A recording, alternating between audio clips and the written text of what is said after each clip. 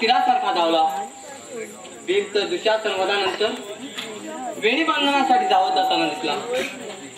आता पांडव शिबिर गाठावं. वाटेत अर्जुन भेटेल.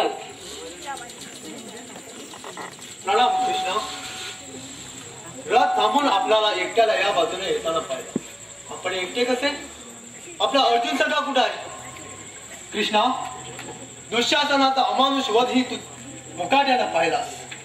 पराजित भीमाला दिलेला जीवदान तो एवढ्या विसरलास.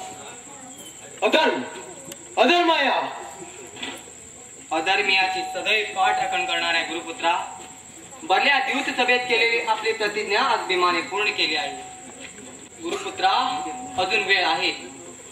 दुर्योधनाला समजावून हा नरसंहार थांबव. मला हा नरसंहार नकोय.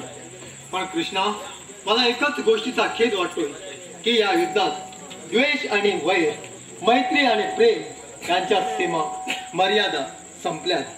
माझ्या बाबांचा वध ही दुष्टधर्माने अधर्माने केलाय. गुरुपुत्रा, द्रोणाचार्याच्या मृत्यूनं आम्हा सर्वांना अतीव दुःख झालंय. अर्जुन तर शस्त्र त्यागण्याच्या गोष्टी करत होता. शरपंजरी पितामहाच्या विनंतीवरून भगवान परशुरामाने त्याची समजूत काढली म्हणून बरे. गुरुपुत्रा, एक विचारून खरं खरं उत्तर द्यायचं. सांप्रत युद्धात दुर्योधनाचा विजय झाल्यास त्याची अधर्मी पाप कृत्ये तुम्ही कोणी रोखू शकाल नाही ना? हा सत्यशील आणि पापभीरू अश्वत्थामा भविष्यात तसाच राहू शकेल? तरी भगवान, त्या नीच दुष्टमाला मी कधी माफ करणार नाही. त्याचा प्रायश्चित मी त्याला कधीही कुठेही आणि कसेही देईनच. कृष्णा, त्या धर्म मानतन युधिष्ठिरानं खोटं बोलून माझ्या बाबांचा वध करविला. न्याय, नीती, गुरु, भक्ती सारं काही संपुष्टात आलं. कृष्णा, त्या दुष्टमाने माझ्या बाबांचा अमानुष वध केला आहे.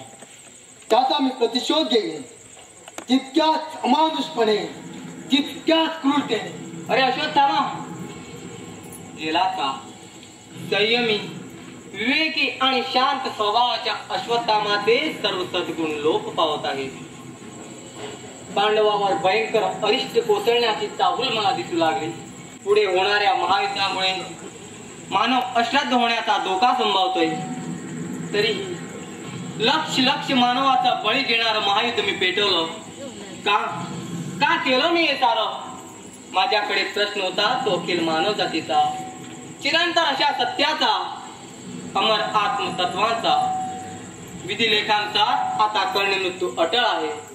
प्रत्यक्ष कंस मामाचा वध करताना माझे हात तरतरले नव्हते, परंतु कर्णाचा वध होणार या विचारानेच मी अस्वस्थ आहे. असो, आपण अर्जुनाचा शोध घ्यावा.